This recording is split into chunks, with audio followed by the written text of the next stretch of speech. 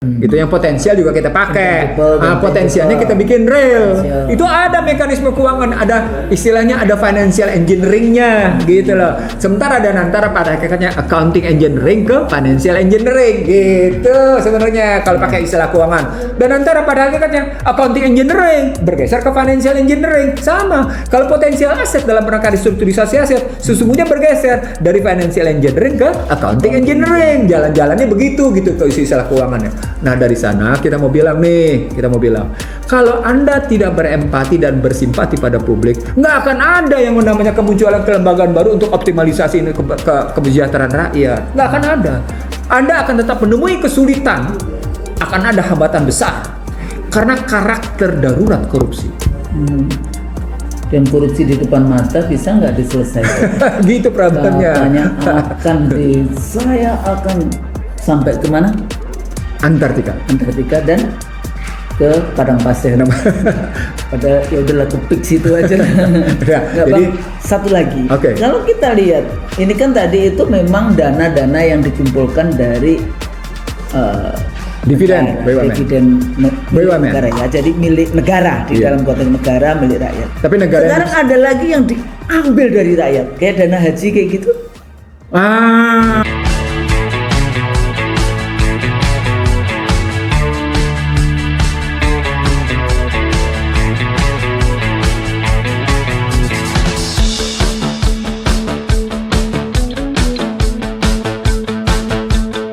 Bismillahirrahmanirrahim. Assalamualaikum warahmatullahi wabarakatuh. Waalaikumsalam. Alhamdulillah kembali bersama IC Daryl Show Conversation to Scholars tentang berbagai persoalan bangsa ya baik domestik maupun global. Jadi kalau dilihat dari perspektif IC Daryl Show biasanya selalu bicaranya political economy. Jadi ada politiknya, ada ekonominya, tentu saja masuk di kajian-kajian juga hukum karena Bang Nursi ini kan kajiannya bisa ekonomi, bisa hukum, sayanya politik ya. Dalam konteks itu saya juga ngajar political economy, makanya kenapa nyambung itu karena paling tidak beberapa referensi kita itu sama. Nah seperti biasa IC Daryl Show Conversation to Scholars, saya Khusnu Maria bersama sahabat saya Iksanuddin Nursi, Dr. Iksanuddin Nursi. Ini banyak sekali, tapi beliau ini sekolahnya bener ya Bang ya. Alhamdulillah. Soalnya ini tidak di bawah pohon. Enggak maksudnya kemarin tuh ada yang katanya semester 5 mana? Oh iya, enggak ada catatan ijazahnya apa itunya angka-angka semester 5-nya. Iya. Enggak ada ya? Hilang. Oh, hilang. Pengacaranya bilang ada di situ di buku rangkuman. Enggak ada. Saldi langsung bilang enggak ketemu. Aldi cuma bilang ada atau tidak. Pengacaranya berkelit-kelit akhirnya dipanggil. Saldi membuktikan tidak ada catatan semester 5. Tapi namanya ada nggak tahu ya. Nggak tahu. Saya dibahas karena cuma ada 4 semester ternyata. Tapi masya Allah kita itu sekarang kayak ditunjukkan gitulah oleh Allah satu persatu apa yang kita bicarakan 10 tahun yang lalu, 15 tahun yang lalu. Nah salah satunya Bang kalau kita bahas tentang kebijakan publik kayak gitu ya kan, ini saya juga sempat mengajar juga di master kebijakan publik dan seringkali kebijakan publik itu dianggapnya itu ilmu administrasi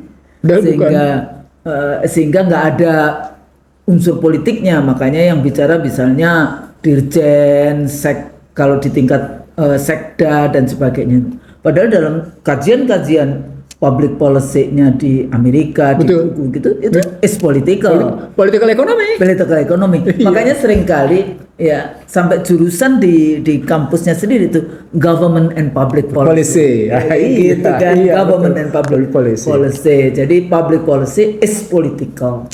Nah, di dalam konteks public policy biasanya saya bagi menjadi tiga bidang. Pertama social development policies kayak gitu ya, jadi pendidikan, kesehatan, perempuan, HAM, penyandang cacat, ya dan seterusnya.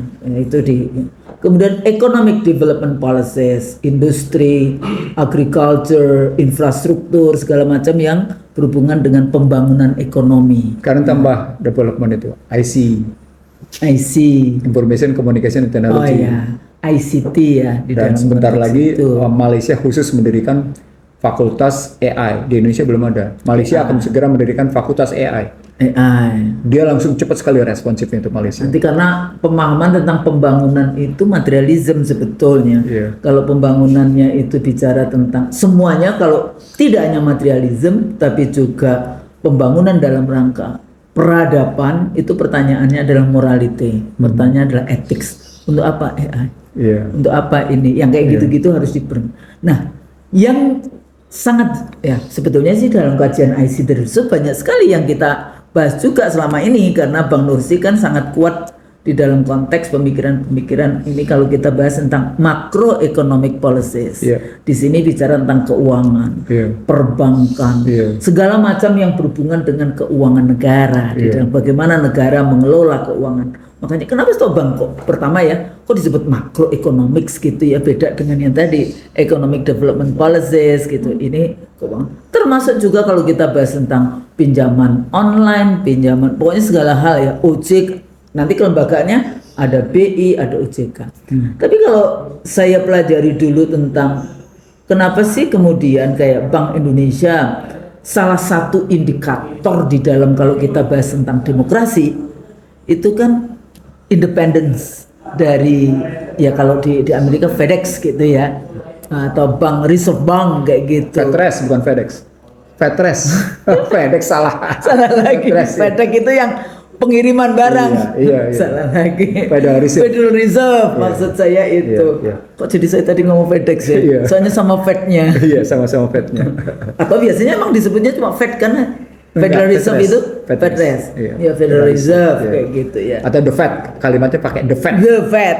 The Fed itu artinya Federal Reserve. Nah, jadi kalau kita lihat bagaimana sebetulnya pengelolaan keuangan negara kalau di dalam konteks perbankan, kita tahu kan bagaimana perbankan di Indonesia dulu ada AIBRA BLBI di awal-awal reformasi, BPPN yang kayak gitu. Kemudian kita tahu di setiap kali pemilu Bang, kita kan selalu kehilangan satu bank kayak gitu. Betul. Tapi di akhir-akhir ini yang hilang itu bukan bank, tapi ini asuransi kayak gitu kan, kehilangan asuransi. Jadi apakah ada hubungannya demokrasi dengan segala macam yang itu? Yang sekarang ramai dibahas dengan kebijakan Danantara, Danatara sebetulnya kalau di Dana Anagata Nusantara di dalam konteks ini. Tapi masyarakat umum pusing, kenapa mesti pakai Anagata gitu ya? Kayak bahasa Anagata itu pada akhirnya akumulasi modal. Jadi menghimpun jadi satu keuntungan yang diakumulasi untuk diinvestasikan ulang dan diakumulasi gitu. Tapi di dalam konteks kajian-kajian political ekonomi kan kita juga kenal dengan kayak hegemoni nasional, ada hegemoni global di dalam konteks bagaimana sih kayak modal bagaimana mereka mengeruk yang namanya sumber daya alam, kemudian bagaimana pendidikan, kemudian pekerjaan tenaga kerja yang murah, pendidikan diliberalkan, dan pada akhirnya kekuasaan itu diakuisisi. Nah, itu hegemoni globalnya kapitalisme dan hegemoni globalnya seperti itu. Nah, kita juga sangat sering di dalam kajian-kajian IC Research bicara tentang investasi. Nah, apakah ini sebagai satu bentuk model investasi yang kita ingin melepas dari ketergantungannya tadi hegemoni kapitalisme global, ataukah sebetulnya kita cuma reinventing a new wheel? Atau ada nggak yang kalau kita bahas tentang apa sih sebetulnya perbedaannya investasi jadi penanaman modal? Dulu kan ada undang-undang PMA dan PMDN. Jadi PMA dulu. Sekarang tidak ada. Sekarang nggak ada. Cuman ada penanaman modal. Oh, jadi karena bisa. PMA dan PMDN digabung jadi satu. Oh, lewat dulu di Undang-Undang 2007. Awal 67, 6768. 167 penanaman modal asing, 668 penanaman modal dalam negeri. Jadi asing. Pada tahun 2007 oleh Susilo Bambang Yudhoyono digabung jadi satu dengan Undang-Undang 2507. Disitulah kuasa modal menjadi sangat luar biasa. Nah, jadi kita berangkat dari ini. Kalau kita lihat regulasinya dan perkembangan dari satu rezim ke rezim yang lain sampai kita ketemu ke Danantara, dan kira-kira kita diskusikan Danantara ini nanti sebenarnya wajahnya seperti apa? ya. Terus juga bisa pertanyaan-pertanyaan pertanyaan-pertanyaan menggelitik saya. Abang diajak nggak sih kayak gitu di dalam konteks kita bahas Danantara gitu. Apakah ini nanti di dalam konteks model reformasi keuangan moneter ya, reformasi yang ada, atau di dalam konteks apa sebetulnya, atau di dalam konteks sebenarnya lebih tepat restrukturisasi. Tapi ini kan gaya-gaya IMF World Bank. Enggak, tergantung penerjemahan restrukturisasinya apa. Karena restrukturisasi terjemahan itu 4. Dia upaya penyelamatan, dia upaya penyehatan, dia upaya pengembangan di situ. Sekaligus di situ dia upaya merupakan pembinaan lebih lanjut. Ya, jadi kalau kita lihat dari situ, dari mulai regulasinya dan kemudian bagaimana wajah kelembagaannya sampai kemudian substansi kerjanya, sampai kan kita juga mendengar, oh ya nanti ini ada ponakannya LBP lah, apalah yang masuk menjadi apa ya, kayak bahasan-bahasan seliweran, kalau orang Jawa bilang seliweran di mana-mana, tapi kejelasannya kayaknya perlu deh kita bahas sebetulnya, apakah penting nanti aktornya ataukah substansinya seperti apa. Kita bicara makro dulu. Iya. Karena nanti Badan Pengelola Investasi ini dia berada di antara, kalau pakai bahasa hukum, tadi khususnya bicara hukum tadi istilahnya, dia berada di antara publik perdata publik. Karena nanti akan dari Badan Pengelola Investasi ini akan lahir yang namanya holding investasi. Selain ada holding pelaksana. Nah, kita bicara makronya. Kalau kita bicara makronya dulu, berarti kita bicara moneter dan fiskal. Nah, kita dekat dulu dengan moneter, baru kemudian kita masuk ke fiskal. Yang pasti moneter kita 3. Pertama, dari segi nilai tukar, dia free floating exchange rate. Free floating exchange rate, dasarnya Undang-Undang 2499. Sehingga akibatnya seperti sekarang nilai tukar jatuh terus-menerus. Dan nggak bisa kemudian diangkat kembali gitu. Jadi satu nilai tukar. Yang kedua di payment system, sistem pembayaran. Ini menyangkut nanti soal local current transaction, international transaction, baik trading maupun financial. Jadi apakah kita masuk dalam perdagangan internasional ataukah masuk dalam perdagangan keuangan internasional, pasar uang internasional. Ini menggunakan payment system. Payment system kita di dunia sekarang ada 3. Ada Swift Code, gitu ya. Itu kita pernah bahas ya. Ada Swift Code, di mana sistem pembayaran internasional diatur oleh Amerika. Nah, sekarang sejak yang namanya Black Monday 24 Agustus 2015, Cina punya sendiri, Rusia punya sendiri. Apa poinnya? Poinnya adalah pada posisi pada posisi transaksi keuangan, maupun transaksi perdagangan, maupun cadangan devisa, maupun dalam bentuk utang, mereka sudah tinggalkan dolar, dedolarisasi. Jadi sesungguhnya payment system memang menempel dengan nilai tukar. Artinya nilai tukar menempel dengan sistem currency-nya. Nempel dia. Baru yang ketiga berkaitan dengan yang namanya pengawasan. Di sini bicaranya tentang pengaturan pengawasan perbankan, supervisory body gitu ya, regulation body di situ untuk perbankan. Nah itu 3 biasanya. Di Amerika ini pasar modalnya diatur sendiri lewat Security Exchange Commission. Di situ nanti muncul Federal Reserve juga mengatur bagaimana nilai tukarnya, bagaimana dia punya hak gitu. Mengatur tentang perbankan. Di Security Exchange Commission itu mengatur di situ berkaitan dengan peranan Federal Reserve. Nah, kita tahu tadi nilai tukar kita, currency kita berantakan kebijakannya karena kita menyerahkan total pada kekuatan pasar. Moneter kedua di payment system kita sekarang mencoba mengatasi dengan local current transaction. Namanya bilateral swap. Jadi diatasi untuk payment system, bahkan kita ikut-ikutan masuk ke BRICS walaupun sebelumnya kita mendaftar ke OECD. Ya, OECD kayaknya ya susah lah OECD. Sudah dan sudah diterima. Sudah diterima. Tapi sebetulnya Indonesia kadang-kadang itu fashion. Ya enggak, maksud saya begini. Kalau Anda memang mau memainkan ekonomi politik luar negeri bebas aktif gitu ya. Sorry to say ya. Diplomasinya Indonesia buruk bukan jelek, buruk. Jadi dalam perspektif ekonomi politik luar negeri, Anda menyatakan bangga masuk ke OECD, tapi tergopoh-gopoh juga masuk BRICS, gimana sih? Coba buka semua model komunikasi yang dibangun ketika Anda mendaftarkan diri ke OECD, lalu kemudian tergopoh-gopoh juga Anda mendaftarkan diri ke BRICS. Coba bandingkan model komunikasinya. Ini betul-betul perilaku pejabat itu buruk di situ gitu ya. Tidak mencerminkan satu model mental gitu. Model mental yang mau mengatakan bahwa kedaulatan ekonomi kami yang kami junjung tinggi. Bahwa Indonesia menjunjung tinggi kedaulatan ekonominya, means kedaulatan keuangannya, means kedaulatan nilai tukarnya, kan gitu berpikirnya. Mestinya berpikirnya begitu dong. Iya betul. Kedaulatan ekonomi, kedaulatan keuangan, kedaulatan nilai tukar, gitu dong. Jadi jangan apakah ikut BRICS kemudian nilai tukar kita langsung 10.000? Enggak bisa. Yang saya mau bilang di balik struktur tadi gitu yang saya mau bilang, sorry to say, Boya kalau bodoh jangan merasa pinter gitu loh. sorry kalau saya bilang begitu, karena ini orang kelihatan betul mau menampakkan dirinya pinter di pasar keuangan gitu loh.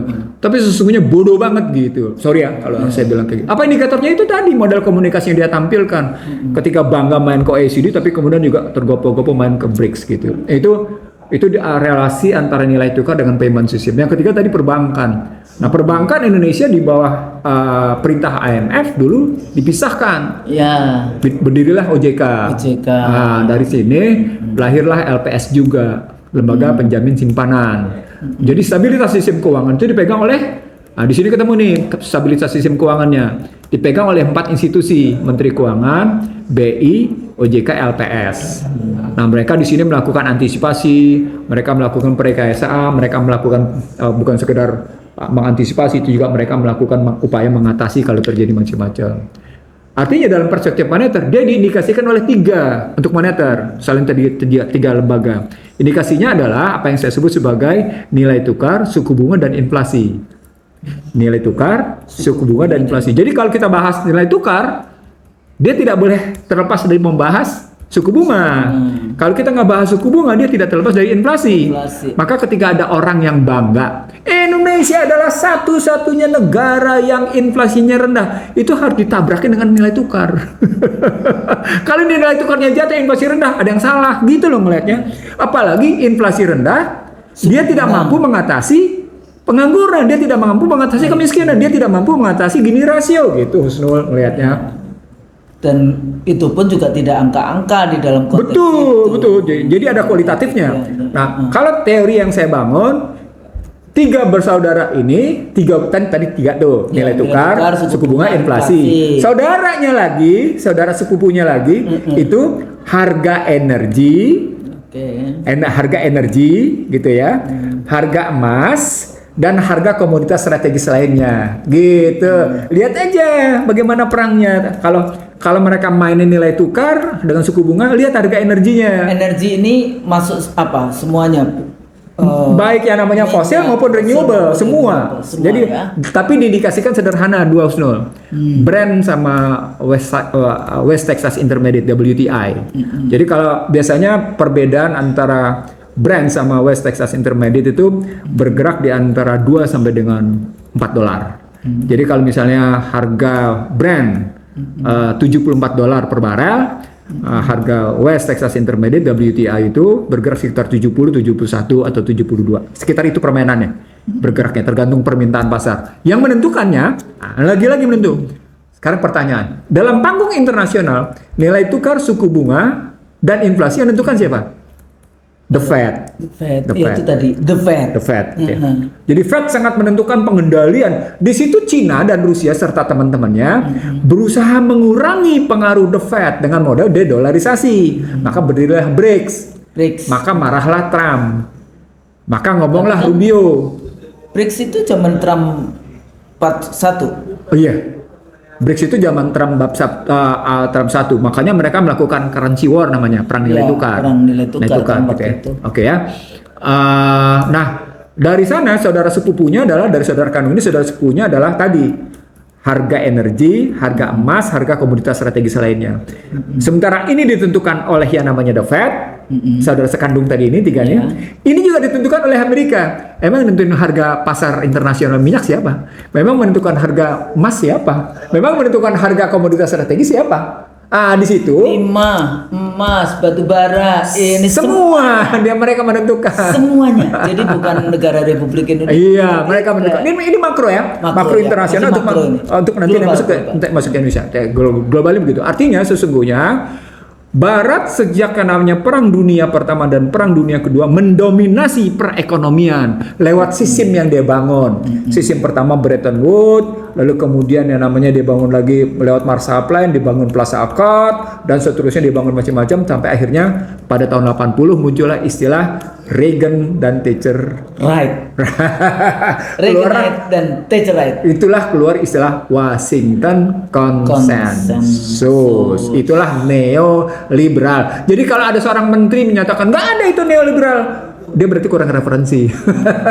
Atau emang nggak kuliah di bidang itu?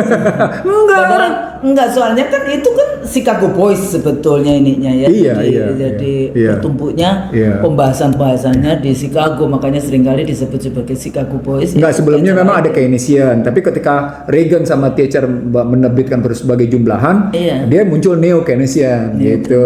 Nah, ini kan berkembang terus di dalam konteks liberal, jadi neoliberalism. Slavery modern system juga berkembang terus menjadi ultra slavery system kan. Kita bahas ultra modern slavery system. Jadi beda di dalam konteks itu. Itu karena berkaitan dengan perkembangan teknologi. Jadi selalu yang namanya tiga tadi, saudara sekandung dengan saudara sepupu, dia sangat ditentukan oleh keunggulan teknologi, Husnul. Jadi ditentukan oleh yang namanya ada tiga penentunya, Husnul. Yang pertama soal sumber dayanya, gitu kan. Yang kedua soal teknologinya. Nah, yang ketiga yang menarik di sini, soal bagaimana penguasaan inovasi pasar. Inovasi di pasar ini mereka macam-macam. Makanya tadinya marketing misalnya dari corporate to the mass, sekarang strategi marketing menjadi statusnya P2P, people to people, man to man. Dengan lewat itu, lewat gadget. Jadi pasar berubah strategi. Di rumah. Jadi udah nggak ini lagi tinggal itu ya. Betul. Ibu nih yang biasanya anak-anakku juga yang suka tahu tuh belanja. Ya kan? Itu kalau pasarnya biasa. Lah kalau pasar judi itu juga gitu ya. Sama. Utang, pinjol juga kayak gitu. Nah, jadi kita nggak tahu ini. Dari posisi seperti itu, dari posisi bagaimana tadi saudara sekandung dengan saudara sepupu ditentukan oleh teknologi, inovasi, kayak gitu ya posisinya, delivery sistemnya, produktivitasnya dan inovasinya. Kata kuncinya adalah sampai seberapa jauh Anda mampu mengatasi teori kita, Husnul, 7I.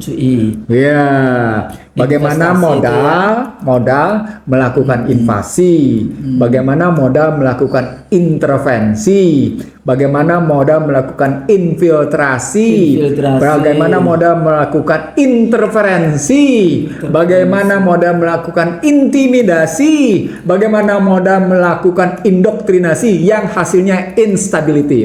Itu 7I. Nah, dari sana sesungguhnya ketika sejumlah orang sadar, mereka memerlukan jalan keluar. Nah, Indonesia sesungguhnya sudah sadar nih sebagian orang ketika mulai ribut soal neoliberal dulu gitu loh, Small. Kita kritik habisan kita kritik semua ini. Itu kebijakan neoliberal itu, bukan Pancasila, itu neoliberal gitu. Tapi ternyata karena kritikus itu tidak berada dalam kekuasaan, IMF, World Bank selalu mampu menempatkan orang-orangnya dalam pemerintahan. Nah, itu yang disebut dengan bagian dari invasi dan intervensi. Itu bagian dari invasi dan intervensi. IMF, World Bank berhasil menempatkan orang-orangnya gitu dalam struktur pemerintahan. Makanya ini juga kalau di dalam konteks rekrutmen kabinet itu kan pertanyaannya siapa ini tim ekonominya? Tim ekonomi kayak gitu. Sebenarnya juga ada dua hal, termasuk tim politik dan tim pendidikan. Karena kan itu modern nation state ala Thomas Hobbes. Betul. Itu di situ pendidikan, kesehatan dan kemudian polisi itu juga. Nah, dari sana ketika masuk ke dalam situasi kayak gitu, kita bisa ngelihat ternyata hampir satu generasi moneter kita ketika dilepas ke pasar tidak mengalami perbaikan apa-apa untuk yang namanya pemberdayaan keuangan.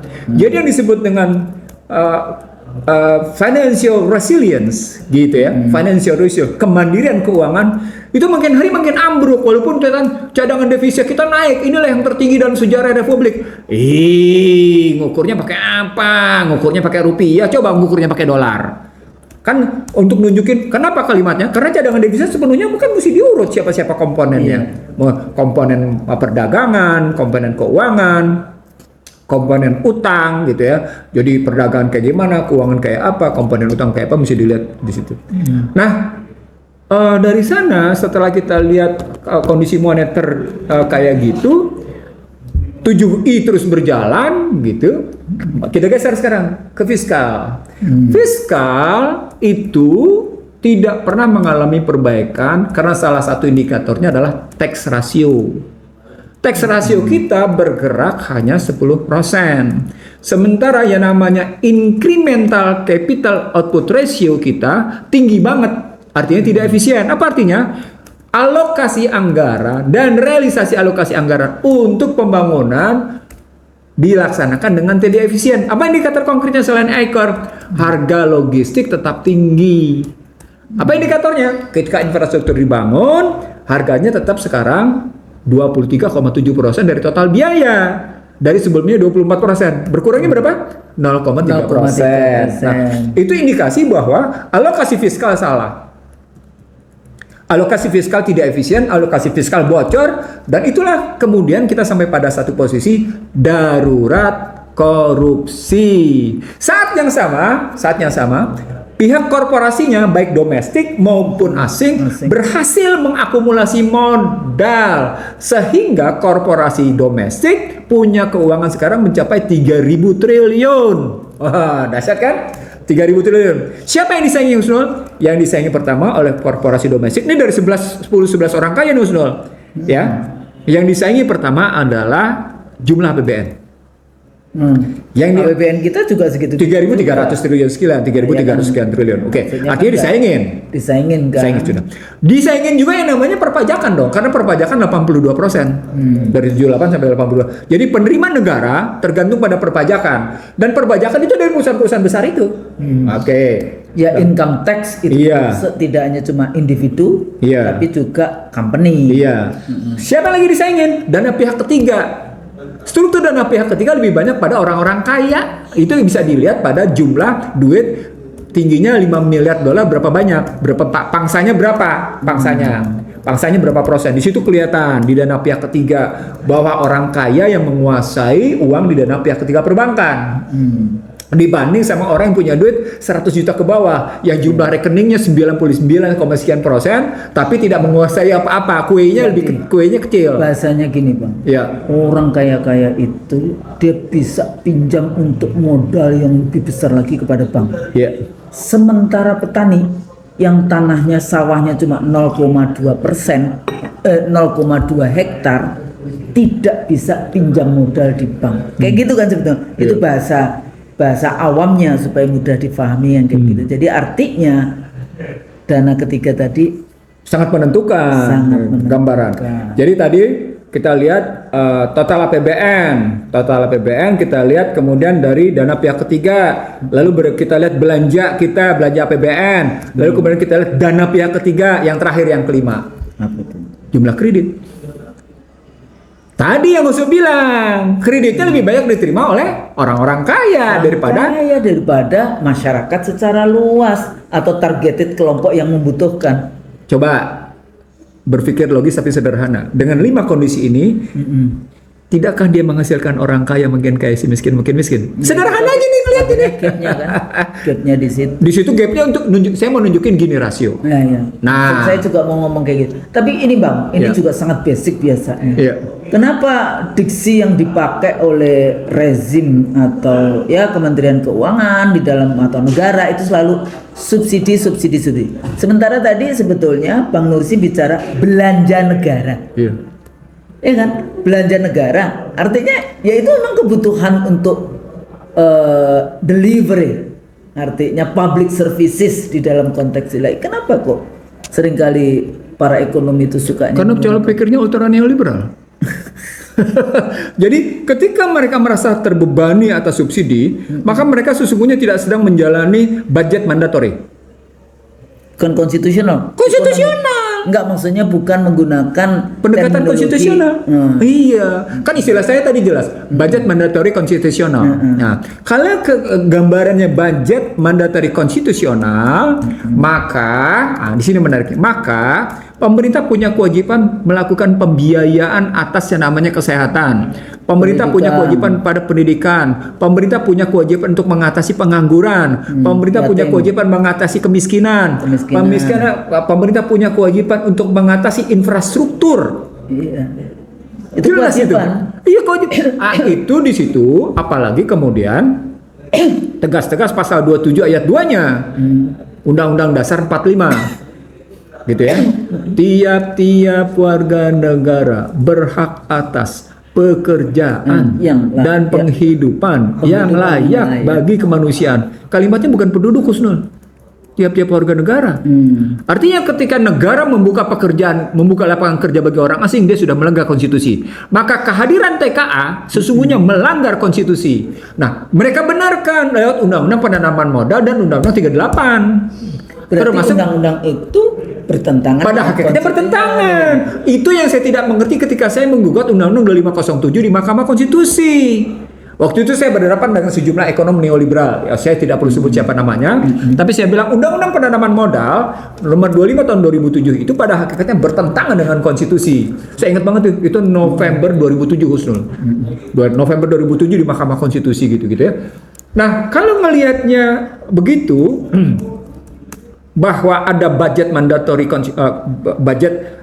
konstitusional mandatori gitu ya, maka harus kita lihat apakah fiskalnya berhasil mengatasi seperti itu, karena dia berhadapan dengan pesaingnya. Ternyata yang terjadi adalah fiskal pun memperkaya orang kaya. Kenapa? Karena tadi dia tidak mau mensubsidi, dia tidak mau membelanjakan untuk kepentingan mengatasi pendidikan. Padahal biasanya kalau kita bahas tentang APBN itu harus disebut belanja negara itu ya itu semua. Maka ketika Anda bicara subsidi makin besar pada LPG 3 kg, harga yang sesungguhnya adalah sesungguhnya sudah 40.000 sekian karena tidak bisa dijual dengan 22,5 gitu kan. Kita mensubsidi sudah besar-besaran. Termasuk juga BBM yang selama ini selalu bensin kayak gitu ya. Itu selama dicekokin kita itu bahwa ini adalah kamu itu disubsidi. Bahkan dengan kalimat kita membiayai untuk kita bakar katanya. Seolah-olah dengan membakar energi tidak ada hasilnya. Ingat nggak? Ada argumen seorang pejabat tinggi yang menyatakan kita mensubsidi untuk kita bakar. Artinya untuk mobil, untuk motor dibakar. Seolah tidak ada hasilnya. Saya bilang dia orang logikanya. Sorry itu saya pejabat tinggi dia ngomong kayak gitu. Sementara dia tidak menyediakan mass public transportation yang baik, secara merata ya, yang baik. Konteks itu yang baik. Gitu. Itu infrastruktur, bagian dari infrastruktur public transportation. Jadi artinya ketika terjadi misallocation gitu ya, maka sesungguhnya fiskal gagal, Husnul. Apalagi dia terbebani oleh bayar hutang yang tinggi termasuk cicilan pokok dan bunga. Ya itu yang saya juga kutip terus tuh kata Bang Nursi, berapa bunganya 500? Enggak, itu cuma bunga. Nah, ya bunganya cuma 500 sekian triliun. 576 triliun. Sementara kalau ditambah dengan pokoknya 1000, menjadi sekitar 1.300 sekian triliun. Karena 800-an. Utang itu begitu. Dan itu kelihatan dia hampir menyita 50% udah untuk bayar utang gitu ya. Nah, artinya sesungguhnya gitu ya. Di sini kata kuncinya. APBN kita fragile and vulnerable. Gitu. Vulnerable. Dia demikian rentannya. Dia demikian rapuhnya. Karena ruang fiskal, mereka menyebutnya sebagai fiscal space gitu ya. Itu sempit untuk memenuhi dengan alasan tadi. Tidak mampu memenuhi untuk bicara tentang kemiskinan, tidak mampu bicara tentang kesehatan, tidak mampu tentang namanya pendidikan, tidak mampu bicara tentang lapangan pekerjaan, tidak mampu dalam rangka pembiayaan infrastruktur dan lain-lain. Karena tadi Anda tidak sadar. Semua dijual. Iya. So, itu nanti itu itu itu nanti masuk ke dalam ketika masuk fiskal, itu masuk ke dalam rezim perizinan atau rezim bagi hasil. Nah, dalam konstruksi neoliberal rezim perizinan. Itu makanya minerba kayak gitu. Itu makanya energi juga kayak gitu. Itu karenanya juga emas kayak gitu. Semuanya dimasukin dalam rezim emas, semua batu bara, semua minyak, rezim perizinan. Hutan, semua dalam rangka rezim perizinan. Itu mengakibatkan hak milik negara diserahkan ke tangan korporasi. Rakyat akhirnya menerima sisa-sisa belaka yang terjadi tadi, pemiskinan struktural. Sudah. Dari sini muncul kesadaran. Di 2019, ini menarik nih karena saya terlibat dalam perdebatan internal di 2019. Saya punya konsep 5. Konsep saya 5 waktu itu sesungguhnya ini saya hanya kemukakan cuma 2. Sebenarnya dalam rangka mengatasi 7I. Nah, salah satunya adalah konsep restrukturisasi aset. Konsep restrukturisasi aset ini sesungguhnya bermula dari keributan saya menolak penjualan BCA. Penjualan BCA ini didukung oleh 2 media besar di Indonesia, di Jakarta tepatnya. Sampai saya dalam tanda petik ya. Waktu itu masih IBRA ya nih ya? Oh iya, PLBI. sudah di bawah BPPN. Tapi BPPN duduk pada Menteri Keuangan. Iya. BPPN duduk pada Menteri Keuangan, BPPN duduk pada BI, pada Permenan. Itu gitu ya, pada anjuran IMF dalam rangka restrukturisasi keuangan Indonesia kan, makanya IBRA disebutnya Indonesian Banking Restructuring Agency. Nah, artinya memang dalam rangka restrukturisasi IBRA diterjemahkan Badan Penyihatan Perbankan. That's the point adalah restrukturisasi seolah-olah cuma soal penyelamatan atau penyihatan, tapi tidak dalam rangka pengembangan. Nih, salah di situ. Jadi kayak sebetulnya kayak gini loh, ini kebiasaan dari rezim ini ya. Kayak misalnya udah tahu kebijakan tentang kenaikan pemotongan yang gas 3 kilo itu. 3 kilogram LPG. Itu kan pasti ada masalah-masalah, tapi kan nggak ada jalan keluarnya. Ini juga kayak gitu. Semua kebijakan-kebijakan. Ya mereka cuma nyelesain di hilir istilah saya. Mereka tidak kan makanya kemudian saya gugat, terus selesai dong undang migas, kan saya bilang kayak gitu. Nah sekarang balik lagi Husnul. Kalau kita ngelihat tadi fiskalnya dis and misallocation, sehingga mandatorinya tidak mampu gagal dijalankan. Gagal dijalankan. Teknologi gagal dijalankan. Negara gagal di situ gitu ya. Lalu di 2019 kita munculkan istilah restrukturisasi. Sementara restrukturisasi pada cerita BPPN, pada cerita di era reformasi cuma sekedar penyehatan, Badan Penyihatan Perbankan. Padahal kata-kata restrukturisasi punya makna lain, dia punya makna penghematan, dia punya makna pengembangan, gitu kan? Kan gitu dia punya makna penataan gitu ya, kalau segitunya maknanya begitu. Maka ketika masuk di 2019 penggunaan istilah restrukturisasi aset saya bagi dalam 3 klasifikasi Husnul. Waktu itu kita bicara tentang bagaimana real aset, bagaimana potensial aset. Nah, ketika kita bicara real aset, kita bicara yang tangible dan intangible. Gitu. Yang potensial itu kita bisa bicara dalam konstruksi sekuritisasi. Artinya kalau misalnya ada cadangan emas yang terbukti, bisa kita jual tuh suratnya, terus kita bisa dapat uang. Sementara pada posisi yang real, tangible, itu yang sudah muncul, yang modalnya sudah terbentuk saat itu. Ada 4 konsep lain yang tidak saya kemukakan, tapi termasuk di dalamnya adalah soal devisa hasil ekspor. Karena ini bagian dari ceramah saya di SESPB. Apa itu? Istilah saya reformasi moneter. Jadi pada 2001-2002 sebagai dosen di SESPB, Sekolah Pimpinan Bank Indonesia, saya menyebut pentingnya melakukan reformasi moneter yang dengan tegas-tegas bahwa hasil ekspor tidak boleh ditaruh di luar. Jadi kalau sekarang baru muncul DHE, devisa hasil ekspor, mereka sudah telat 22 sampai dengan 23 tahun. Sorry nih, enggak, saya harus ngomong maybe already 25 years kayak gitu. Sorry, kan? Boleh dibuka rekaman saya ketika saya ngajar di SESPB. Di Sekolah Pimpinan Bank Indonesia gitu ya. Nah, jadi berarti ada 2, ada restrukturisasi. 3-nya saya nggak ungkapin, nggak usah. Jadi kalau kita bicara tentang restrukturisasi aset dan devisa hasil ekspor, maka kata kuncinya adalah gitu ya, profit taking. Kata kuncinya adalah making money kan? Making money secara makro itu artinya kekuatan negara melakukan investasi atas hasil yang diperoleh. Dari perputaran BUMN-nya atau dari perputaran negaranya. Konsepnya adalah bukan konsep defisit berarti dalam APBN-nya. Konsepnya adalah konsep surplus. Oh, di situ berbedanya dengan konsep neoliberal. Artinya APBN kita berpikir tentang konsep surplus, bukan konsep defisit. Tapi mereka itu bicara surplus, bicara juga bukan surplus, profit. Sampai akhirnya, oh kita rugi kalau ngasih subsidi. Tapi bukan pada pemikiran yang bagaimana keuntungan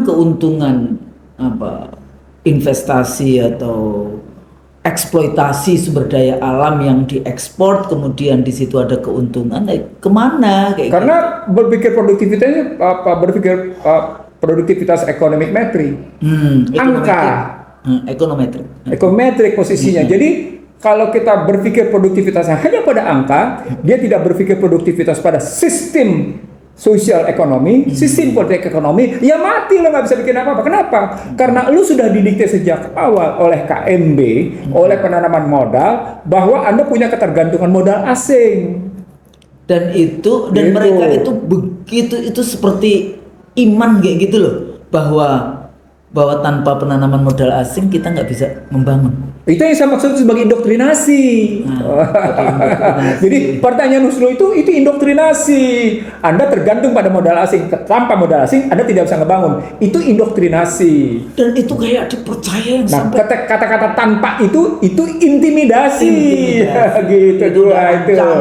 Iya, di situ. Nah, sekarang kita balik. Kita dapat sudah sumber masalahnya. Moneter punya masalah, fiskal punya masalah. Maka muncullah gagas tentang pentingnya sovereign wealth fund.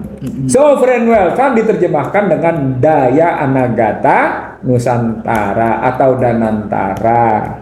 Nah, karena ribut soal itu mundur aja dengan istilah artikel saya pada ketika posisi saya bicara tentang saya mengkritik BPPN waktu itu. Kenapa Anda tidak menggunakan konsep restrukturisasi secara tegas jelas dengan konsep strategic planning yang benar gitu ya. Nah, saya bilang, oke, kalau begitu sekarang kita lihat berapa sebenarnya BUMN punya kemampuan gitu posisinya. Nah, existing BUMN itu asetnya 10.950 triliun. Saya tidak tahu sumber angka 14.724 triliun itu dari mana, saya tidak tahu. Tapi yang saya tahu adalah karena tadi penggunaan pengertian aset kan saya bilang tadi ada aset itu kita bagi dua, dan real aset dan potensial aset. Realnya kita bagi dua, ada tangible, ada intangible. Maka sekarang kalau dibilang asetnya BUMN dalam rangka itu, maka aset BUMN cuma 10.950 triliun. Maka kalau kita bilang dia jumlahnya 10.950 triliun, muncul pertanyaan, BUMN mana yang untung? Iya, bukan, nggak usah 14.000-nya. BUMN mana yang untung sehingga bisa memberikan dividen? BUMN mana yang merugi sehingga membutuhkan PMN, kan gitu proses berpikirnya. Iya. Nah sekarang yang punya dividen ya. Iya, yang punya dividen itu nih disebutkan enggak? Iya, kita sebutin sekarang. Kalau di perbankan ada BRI, dia memberikan dividen kurang lebih sekitar, nanti pemirsa IC The Real Show bisa melihat angka-angka di screen ya. Di screen bisa kelihatan di sini. Paling tinggi BRI ya? BRI 28,3, Bank Mandiri 23,57 gitu ya. Bank BNI 5,5. Lalu ini menarik nih. Bagaimana Pertamina bisa memberikan dividen kalau sementara sesungguhnya dia merugi? Itu menarik sih. Sama seperti PLN. Tinggi loh. Kalau data saya 2023 itu 17,1%. Iya. Gede Pertamina. Gede. Padahal dia merugi. Dan rakyatnya sekarang naik harganya. Gitu loh. Kenapa merugi? Sederhana. Karena kita 1 juta barel itu impor dengan harga tinggi, gitu loh. Saat yang sama terjadi kesalahan investasi. Coba kebayang nggak? Pada saat yang sama terjadi kesalahan investasi. Saat yang sama kita tergantung 1 juta barel dari impor. Coba gitu. Artinya kita merugi sebenarnya. Satu, itu Pertamina. Sama dengan PLN. PLN dianggap juga sebagai BUMN yang memberikan dividen. Padahal PLN juga merugi. 2,7%. Karena sistem tadi TOP. Kalau pupuk Kalau pupuk Indonesia memang untung. Tapi walaupun sebenarnya ada juga persoalan dari posisi dikorupsi dan macam-macam sampai isunya keluar soal pupuk yang macam-macam itu. Jadi ada BRI, ada Mandiri, ada BNI, ada Pertamina, ada Telkom, ada Mind ID. Mind ID ini Bukit Asam, ya kan? Kemudian sana Asahan, lalu ada Antam, gitu loh. Lalu ada Freeport, gitu. Itu Mind ID. Emas, nikel, iya, batu bara, semua ada di situ, gitu. Kayak gitu. Tapi ini juga kecil, cuma 9,5, aneh kan? Aneh. Padahal emasnya bergunung-gunung. Iya, udah. Nikelnya katanya setiap tahun kita mendapatkan 350 triliun dari nikel. 5%, 95%-nya dikirim ke keluar. Oke, lanjut setelah itu pupuk Indonesia, lalu tadi saya bilang PLN, bagaimana dia bisa untung saya tidak ngerti pembukuannya karena pada hakikatnya dia merugi. Lalu berikutnya, nah kalau pelabuhan Indonesia memang untung. Saya pernah berada di pelabuhan, saya pernah menjadi komisaris Pelindo dan saya tahu. Walaupun juga ada korupsi saat itu saya ngebongkar korupsi nilai itu kan. Iya, terus kemudian dokumen saya dihilangkan. Dan kemudian banyak sekali juga isu-isu pengiriman barang yang macam-macam kan itu. Ya ujung-ujungnya bea cukai ujungnya. Bea cukai. Nah, dari sini kelihatan bahwa Danantara sesungguhnya bisa jadi malah memperbesar gitu ya. Praktek penyelewengan, praktek ketidaklayakan pengelolaan BUMN. Apa indikatornya? Indikatornya hampir sulit ditemukan gitu. BUMN kekaryaan itu punya rutinitas memberikan dividen. Gitu. Hampir. Tapi pada saat yang sama juga kan kadang-kadang memang dibuat bangkrut, Bang. Saya tidak berani menyatakan dibuat bangkrut terus dulu. Karena saya political scientist, jadi saya berani aja gitu. Enggak, saya kadang-kadang sedih, misalnya saya itu Garuda. Ya, saya itu sampai punya yang namanya selama di daerah situ ada pesawat Garuda, maka saya naik Garuda walaupun agak mahal dibandingkan pesawat yang lain. Kayak ke Surabaya, kalau saya pulang ke Surabaya itu dulu setiap jam ada. Kok lama-lama cuma berapa kali? Lama-lama kok lu yang setiap jam malah yang private. Ini sebenarnya ada apa kayak gitu? Padahal Garuda itu captive market loh. Captive market. Dia tuh punya yang namanya tiap bulan dia bisa memberangkatkan orang umroh. Tiap bulan, tiap tahun dia bisa memberangkatkan haji. Jadi berarti ada kesalahan manajemen Garuda. Walaupun sekarang komputernya temen. Ya kita sering kan itu. Kita menterinya juga teman, presidennya juga teman sih sebetulnya. Kalau kita mau ngomongin. Nah, jadi baliknya lagi, kalau Danantara ini dianggap sebagai solusi atas ketergantungan investasi asing, muncul pertanyaan. Seberapa efektifnya Danantara dan efisiennya Danantara, gitu pertanyaannya, melakukan mengkonversi ketergantungan pada modal asing, gitu loh pertanyaannya. Kira-kira berapa persen kalau biasanya kan kita bicara tentang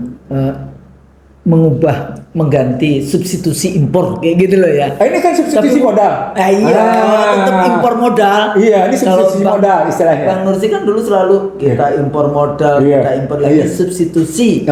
Betul. Modal. Ini bahasa keren. Ini substitusi modal, gitu. Substitusi investasi asing, bahasa sederhananya begitu. Nah, kalau kita ngelihat ini sebagai, di sini pertanyaannya. Kalau dia sampai pada posisi substitusi intervensi keterkaitan modal asing gitu ya, substitusi modal asing gitu, maka pertanyaan besarnya menjadi begini: proyek-proyek apa yang akan diambil oleh Danantara? Di sini berkaitan dengan yang namanya dua institusi, ada holding investasi, ada holding pelaksana. Nah, begitu sampai pada posisi holding investasi dan holding pelaksana, di sini menyangkut soal badan pengawasnya dan badan pelaksananya. Nah, sekarang pertanyaannya, siapa yang menentukan? Undang-undang BUMN yang baru menyatakan bahwa itu ditentukan oleh Presiden. BPK boleh melakukan pemeriksaan terhadap Danantara, gitu. Pertanyaannya menjadi, jika holding investasi dan holding pelaksana merugi, bagaimana ceritanya? Di sini berkaitan dengan yang namanya roadmap atau perencanaan strategik dari Danantara yang sampai dengan hari ini belum jelas bagaimana sebenarnya perencanaan strategi mereka. Apa yang mereka akan lakukan, walaupun sudah berkal presiden sekali menyatakan Danantara akan berinvestasi di sini. Ini perencanaan strategisnya sudah ada blueprint dari itu sudah. Pakai bahasa umumnya blueprint, dalam pakai bahasa manajemennya perencanaan strategiknya. Iya, perencanaan strategiknya kayak apa gitu. Perencanaan strategiknya kayak apa sih sehingga melahirkan apa yang disebut dengan projected cash flow. Jadi Bang, kalau dilihat dari kelembagaan kayak gitu ya. Ini sebetulnya bukannya tadi ya apakah dia reinventing ataukah dia sebetulnya karena langsung sekarang berada di bawah presiden?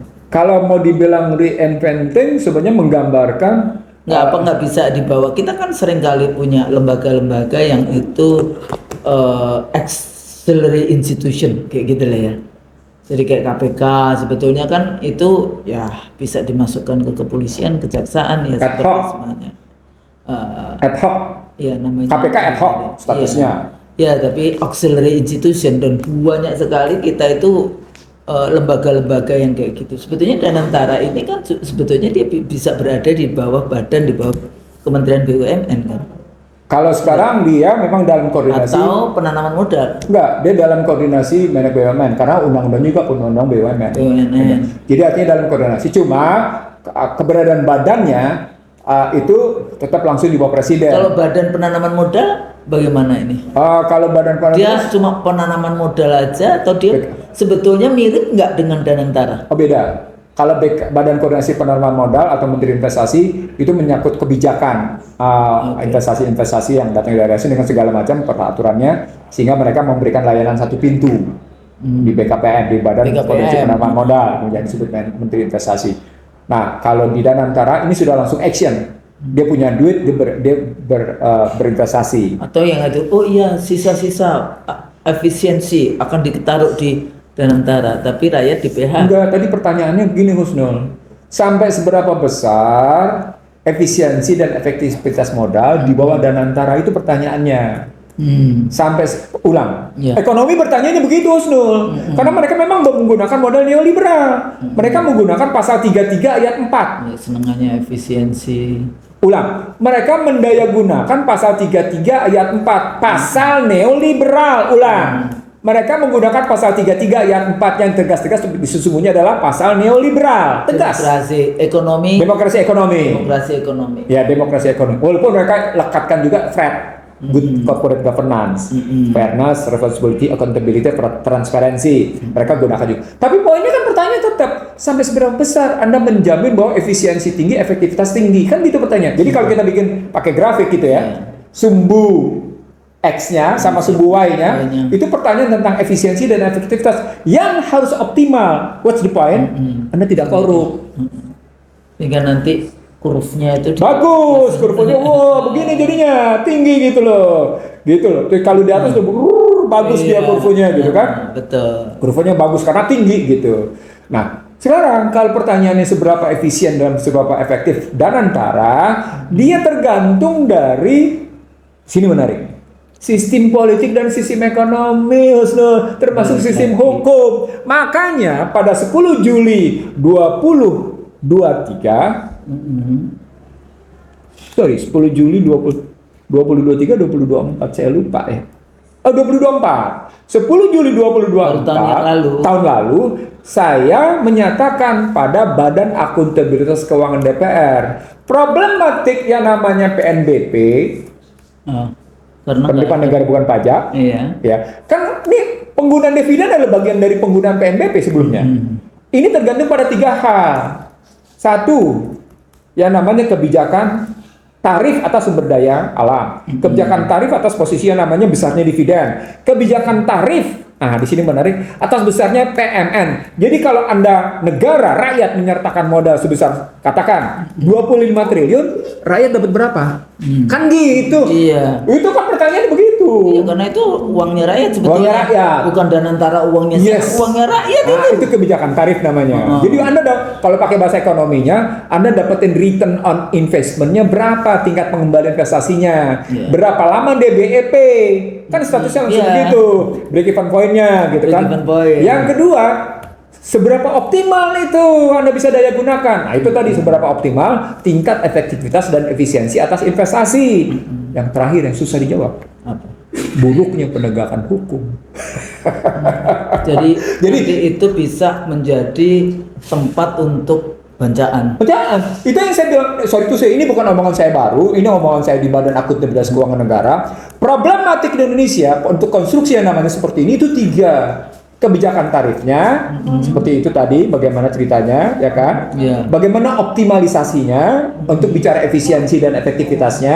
Saya nggak bicara birokrasi ya, karena birokrasi tidak bicara efisien, birokrasi bicaranya efektivitas. Efektivitas. Oke. Lalu yang ketiga, sampai kayak gimana bicara penegakan hukumnya, sehingga rakyat merasa kehadiran Danantara atau efektivitas kebijakan tadi tidak disallocation, tidak misallocation.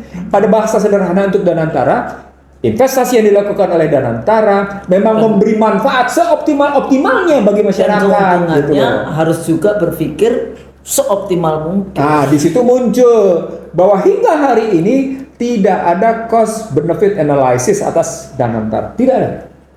Atau mereka belum menyampaikan kepada kita. Karena memang mereka belum punya tadi blueprint, istilah Husnul, belum punya namanya perencanaan strategik. Iya, belum punya. Sehingga mereka belum mengukur tentang cost benefit analysis. Analisa manfaat atas biaya yang muncul, analisa manfaat atas investasi. Nah, itu di situ. Yang berikutnya adalah ketika kita belum punya itu, maka pertanyaan besarnya menjadi begini. Apakah dengan begitu kinerja BUMN menjadi membaik? Kan gitu, Husnul. Kenapa? Karena nanti Anda bisa lihat, pemirsa ICD Ratio dan teman-teman sekalian bisa melihat bagaimana angka-angka PMN. Bahwa sesungguhnya antara besaran dividen yang diberikan dengan PMN memang terjadi surplus sebesar 85,7 triliun di era Joko Widodo kemarin. Di era Joko Widodo sampai dengan 2024 terjadi surplus antara PMN sama dividen yang diberikan sebesar 85,7 triliun. Itu ada angkanya, nanti bisa dilihat khusus ini. Tapi angka terakhir adalah besar kayak gitu. Tapi pertanyaan besarnya, itu kan belum menghitung tentang kerugian BUMN. Gitu. Padahal yang kita lihat, Pertamina rugi apa enggak? Pertamina merugi, PLN merugi. Belum lagi BUMN karya merugi. Gimana coba? Mereka bilang, ya kami merugi karena diperintahkan menjalankan proyek infrastruktur. Kami merugi karena kami diperintahkan membangun IKN. Itu misalnya. Akhirnya itu kebulet itu. Belibet. Gak karu-karuan. Nah, dari situ istilah tadi moneternya tidak akurat, moneternya tidak aktual, fiskalnya disallocation, misallocation, kemudian badan korporasinya kayak gitu ya. Itu yang saya sebut sebagai rusaknya dunia keuangan di Indonesia. Ditambah lagi dengan problem asuransi yang berantakan gak karu-karuan. Kalau dulu di setiap kali pemilu ya dari setelah reformasi nih, itu ada bank yang hilang, ada Bank Bali, bank apa aja dulu itu yang hilang kayak gitu ya. Nah terakhir ini yang ramai adalah asuransi. Saya sendiri tuh bank saya tuh punya asuransi satu. Dari dulu kan kita pakai negeri, pasti dapat Askes dong, Askes, terus kemudian Taspen juga udah dipotong. Terus kemudian kalau kesehatan terus fakultas juga ngasih lagi asuransi Jiwasraya. Enggak, persoalannya pertama itu kalau ini kan BUMN ya kita masuknya. Terus diberikan kepada swasta. Kemarin itu kepada apa itu yang Sembilan Naga juga asuransi apa yang punya Asabri. Bukan yang Wahana. punyanya Sembilan Naga. Apa asuransi? Yang juga menguasai Eka Cipta itu apa? Sinarmas. Oh iya Sinarmas Insurance ya. Sinarmas yang kayak gitu-gitu mahal, padahal yang kayak gitu-gitu. Nah ini juga saya dulu juga sebel kayak gitu waktu di KPU karena kita itu detik-detik terakhir nggak bisa, harus bayar asuransi nih. Harus kita asuransikan karena kalau enggak mau pilpres 1 pilpres 2 akhirnya kita asuransikan. Rp500 setiap pekerja pemilu. Tapi gara-gara pemilunya sukses, KPU-nya dimasukkan penjara. Asuransinya hilang. Ya kan, kita bayar 11 miliar atau apa kayak Ya, gitu. terus setelah itu, setelah asuransinya kebayar 11 miliar, returnnya apaan? Cuma 1 miliar atau apa karena pemilunya sukses. Iya, makanya kan misalnya ada return. Nah, ini yang saya mau Lah bilang. aku nggak ngerti yang kayak gitu, kayak gitu. Cuma kan kita masyarakat yang sederhana, kalau kita bayar asuransi naik pesawat 50.000, kemudian kita landing pesawatnya.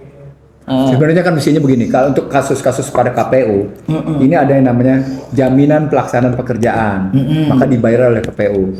Ketika pekerjaan selesai, jaminan ini menjadi keluar jaminan penyelesaian pekerjaan, dibayar. Mestinya begitu logikanya. Ya. Logikanya adalah, kan Anda melaksanakan pekerjaan katakan berapa triliun, karena itu Anda mendapatkan asuransi. Ketika pekerjaan selesai dan ini keluar, mestinya asuransi bayar lagi ulang. Itu logika transaksi bisnis mestinya. Kita kan waktu itu nggak ada yang transaksi bisnis kayak gitu.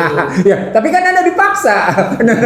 Emang kita dipaksa untuk harus bayar itu. Yang saya mau bilang adalah pada kasus Jiwasraya, pada kasus Asabri, pada kasus Taspen, dan menjadi bermasalah ketika orang-orang ini tidak lagi bisa dibayarkan polisnya, jaminan hari tuanya, jaminan pensiunnya, karena Dianggap beban negara. Dianggap beban negara karena ini sudah rugi di korupsi. Kebayang nggak jadi? How far efisiensi dan efektivitas dari dana-dana yang kita taruh di asuransi. Uangnya sendiri itu, uang Husnul sendiri. Iya, maksudnya iya. gaji kita dipotong. Iya, betul. Saya sebagai ASN setiap bulan dipotong, flat dipotong nggak tahu berapa. Lalu kemudian Anda dianggap sebagai beban. Nah, pada saat kita mau pensiun ini, dananya nggak keluar-keluar katanya. Dan nggak bisa dibayarkan. Dan dianggap Itu udah serius ya? Wih, iya. Jadi aku sebentar lagi kalau mau pensiun pada pedong dana Thales, nggak apa-apa lah. Untungnya saya itu orang yang percaya bahwa rezeki saya dari atas. dan pensiun. artinya sesungguhnya jangan dibilang sebagai membayar pensiun sebagai beban dong. Ada salah dalam mengelola keuangan negara. Jadi makro salah, mikro salah, gitu loh. Anda menyalahgunakan kekuasaan, itu loh masalahnya. Anda tidak menjalankan pilihan diksinya itu juga. Itu tadi tidak bijaksana. Tidak bijaksana pilihan. Ini pensiunan membebani. Oh, gimana sih? Orang mereka membayar dirinya sendiri kok, gimana sih? Diambil setelah pensiun. Artinya selama 40 tahun itu duit sudah jadi apa gitu? Di mana dipakai untuk apa kayak gitu? Iya, jadi artinya kehadiran Danantara selain telat mikir, tell me, juga mencerminkan bahwa sesungguhnya ada problem rendahnya efisiensi atas pengelolaan keuangan negara. Nah, sekarang mau dioptimalkan sebelum kepada kesana. Ada nggak contoh sebetulnya itu kayak Taspen apa itu dananya sebenarnya selain dikorupsi, ada nggak memang dia investasikan? Oh iya, memang diinvestasikan. Jadi baik yang namanya Asabri, Jiwasraya maupun Taspen diperkenankan untuk berinvestasi, tapi hasilnya harus kembali ke rekening ke pemegang pembayar. Jadi misalnya Husnul di Taspen, gitu ya. Taspen kemudian berinvestasi, maka hasil investasinya itu tinggal dibagi. Husnul berkontribusi berapa? Iksan Nusi bisa ngitungnya itu gampang. Gampang ya. Iyalah kalau ekonometrik. gampang itu bisa dihitung. Misalnya ada seseorang berinvestasi di dia membayar pensiunnya di Jiwasraya. Ketika Jiwasraya berinvestasi gitu misalnya, maka hasil investasinya dibalikan kepada kembalikan, jadi dihitung proporsional. Proporsional memang, bukan dikorup. Ini sudah investasinya salah, dikorup lagi coba bayangin. Itu nggak cuma 1 triliun ya, 74 triliun. Waduh, ngeri. Makanya ketika saya ditawarin duduk di salah satu komisaris itu, no, gue enggak. Saya pernah ditawarin. Enggak. Dan antara ditawarin juga. Ya, poinnya adalah. Berani jawab. Poinnya adalah sepanjang kita berpikirnya dalam iklim sosial, politik, ekonomi, keuangan seperti sekarang, tidak akan kita temukan satu institusi yang optimal efisiensi dan efektivitasnya. Bang, ini apakah karena kesalahan sistem gitu loh. Sistem. Kemudian rezim. Ya, kemudian aktornya, Nah, kemudian mesin politik. Ya, kayak misalnya persoalannya tidak adakah di dalam internal sistem itu yang sebetulnya mampu untuk berpikir bagaimana caranya menyelamatkan dana rakyat, dana yang kayak gini-gini. Kalau kita temukan pemimpin sejati bisa. Jadi balik lagi ke leadership. Betul. Kan sudah lama tesis kita tergantung pada kepemimpinan. Leadership dan bukan yang janitor. Ini bukan. Ini the genuine of leadership gitu loh. Kesejatian akan kepemimpinan gitu. The genuine of leadership Yang gitu. megang amanah dan punya iman. Betul, Wah, betul. gitu. Jadi Danantara sama. Jadi jangan bilang Danantara nggak bisa diperiksa oleh BPK. No, Undang-Undang BUMN menyatakan bisa diperiksa oleh BPK. Satu. Yang kedua, apakah kemudian menjadi efisien atau efektivitas? Apakah dia optimal? Nanti dulu. Nanti dulu. Iya. Nggak bisa dibilang ini sebagai substitusi investasi asing.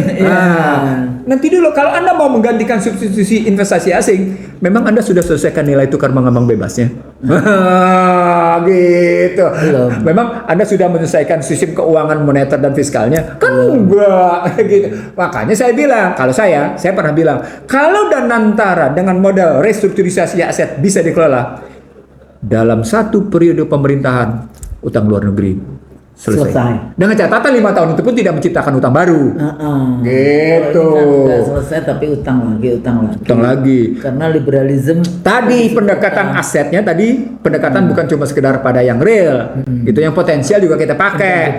Potensialnya kita bikin real. Itu ada mekanisme keuangan, ada istilahnya ada financial engineering-nya gitu loh. Sementara Danantara pada hakikatnya accounting engineering ke financial engineering gitu sebenarnya kalau pakai istilah keuangan. Dan antara pada hakikatnya accounting engineering bergeser ke financial engineering sama. Kalau potensial aset dalam rangka restrukturisasi aset sesungguhnya bergeser dari financial engineering ke accounting engineering. Jalan-jalannya begitu gitu ke istilah keuangannya. Nah dari sana kita mau bilang kalau Anda tidak berempati dan bersimpati pada publik, nggak akan ada yang namanya kemunculan kelembagaan baru untuk optimalisasi kesejahteraan rakyat. Nggak akan ada. Anda akan tetap menemui kesulitan. Akan ada hambatan besar karena karakter darurat korupsi. Dan korupsi di depan mata bisa nggak diselesaikan? Gitu problemnya. Saya akan sampai kemana? Antartika Dan ke padang pasir. Pada ya udahlah ke pik situ aja. Satu lagi. Kalau kita lihat, ini kan tadi itu memang dana-dana yang dikumpulkan dari dividen BUMN negara ya, jadi milik negara di dalam konteks negara, milik rakyat. Tapi negara sekarang ada lagi yang diambil dari rakyat, kayak dana haji kayak gitu. Itu lain lagi ceritanya. Nah itu didaya gunakan lewat fiskal. Mereka beli sukuk, mereka beli surat obligasi.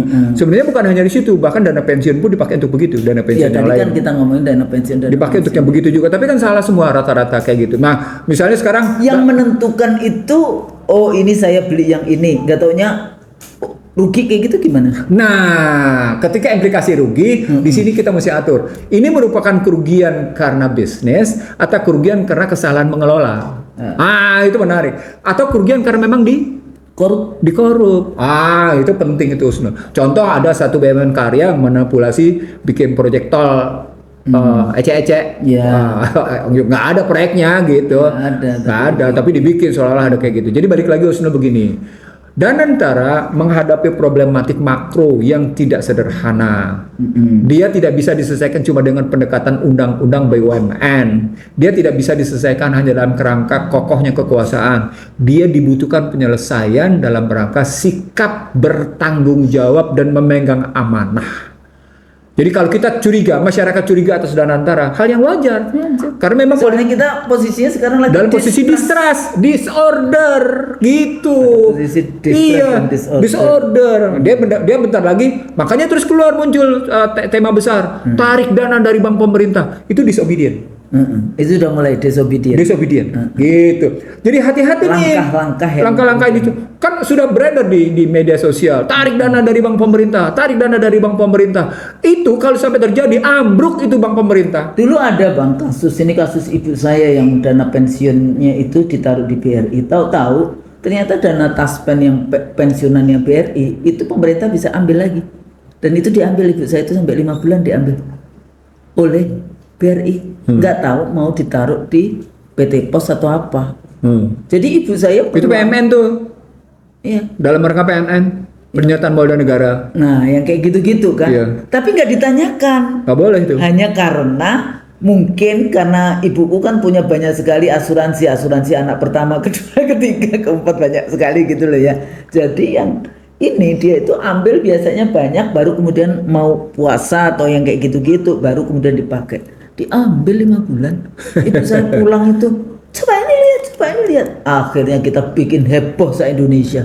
Karena nggak bertanggung jawab juga, nggak ada gimana mekanisme gimana dan sebagainya. Itu bagian dari abuse of power, penyalahgunaan kewenangan. Jadi dia tidak menjalankan amanah. Itulah BRI. Itulah masalahnya. Problematik keuangan yang saya bilang, pengelolaan keuangan di Indonesia itu amburadul. Kenapa gitu itu? loh contohnya. Karena kita kalau melihat uang tuh kayak merah, hijau kayak gitu ya. Nah, ini persoalan sikap Anda bisa. Jadi ada tesis begini, Husnul, ada tesis. Tesis itu benar. Berpangkat tidak terhormat. Iya.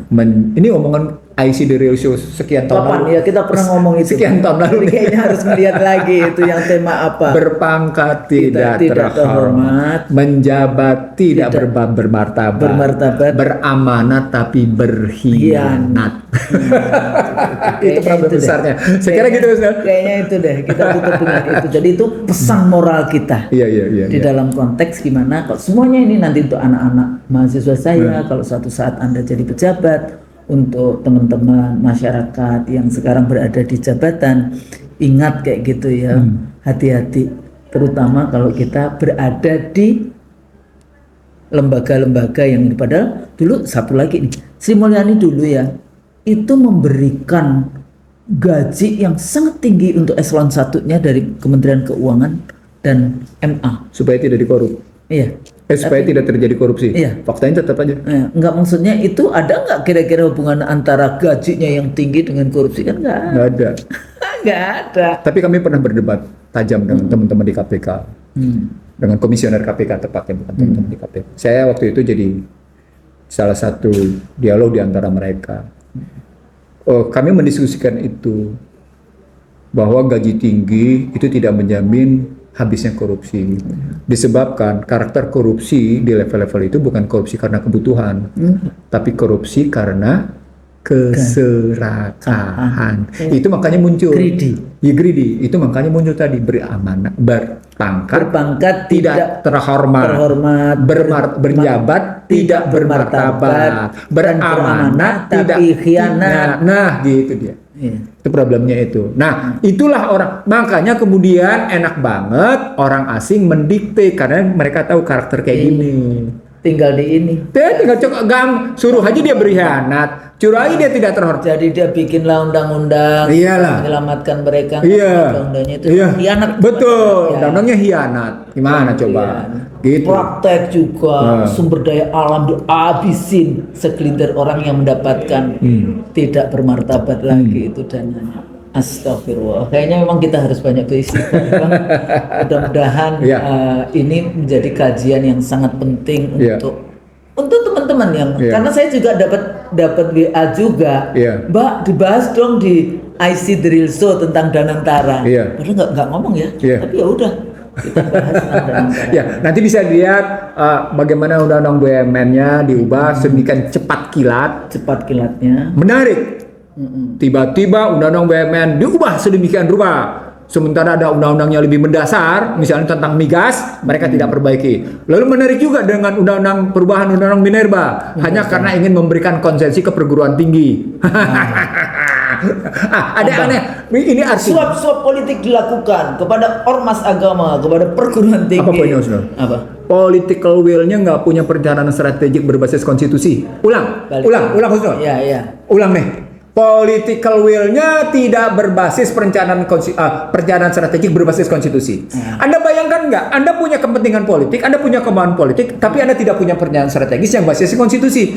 Pertanyaan besarnya, terus Anda menjalankan konstitusi begitu? Ya enggak lah, orang subjektif. Melanggar konstitusi. Makanya kita bisa bicara dari kapan-kapan ya di IC The Real Show.